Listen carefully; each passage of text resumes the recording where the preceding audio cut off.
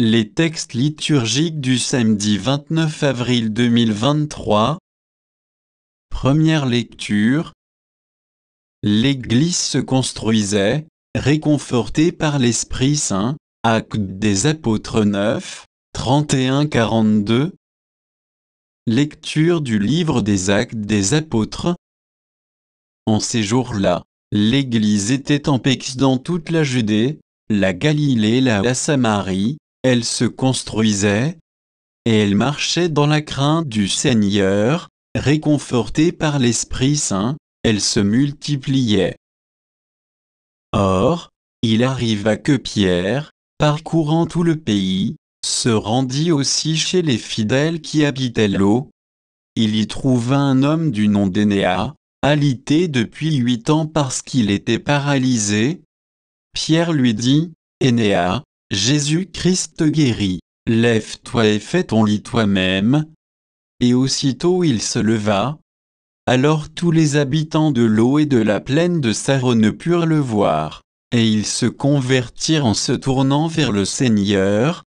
Il y avait aussi à Japhon une femme disciple du Seigneur nommée Tabitha, ce qui se traduit, Dorcas, c'est-à-dire, gazelle. Point. Elle était riche des bonnes œuvres et des aumônes qu'elle faisait.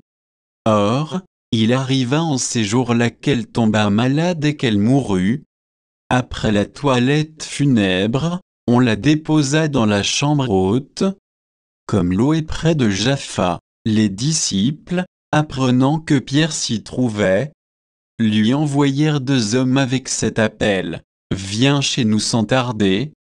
Pierre se mit en route avec eux. À son arrivée on le fit monter à la chambre haute.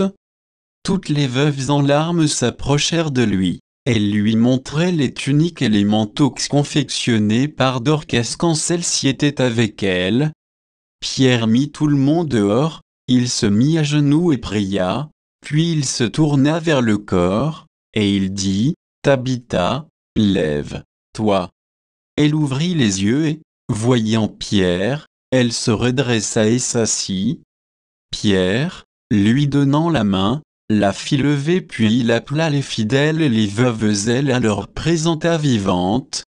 La chose fut connue dans toute la ville de Jaffa, et beaucoup crurent au Seigneur. Parole du Seigneur. Psaume. Psaume 115, 116b, 12-13, 14-15, 16 et 17.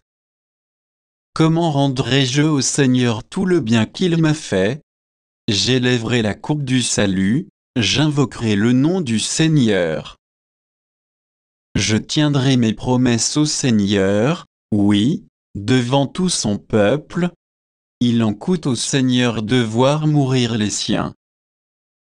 Ne suis-je pas, Seigneur, ton serviteur, moi, dont tu brisas les chaînes? Je t'offrirai le sacrifice d'action de grâce, j'invoquerai le nom du Seigneur.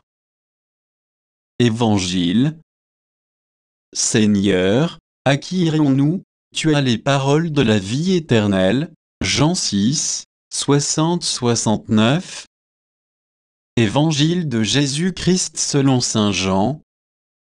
En ce temps-là, Jésus avait donné un enseignement dans la synagogue de Capharnaüm. Beaucoup de ses disciples, qui avaient entendu, déclarèrent, « Cette parole est rude. Qui peut l'entendre ?» Jésus savait en lui-même que ses disciples récriminaient à son sujet. Il leur dit, « Cela vous scandalise. Et quand vous verrez le Fils de l'homme monter là où il était auparavant, c'est l'Esprit qui fait vivre, la chair n'est capable de rien. Les paroles que je vous ai dites sont esprit et elles sont vie. Mais il y en a parmi vous qui ne croient pas. » Jésus savait en effet depuis le commencement quels étaient ceux qui ne croyaient pas, et qui était celui qui le livrerait.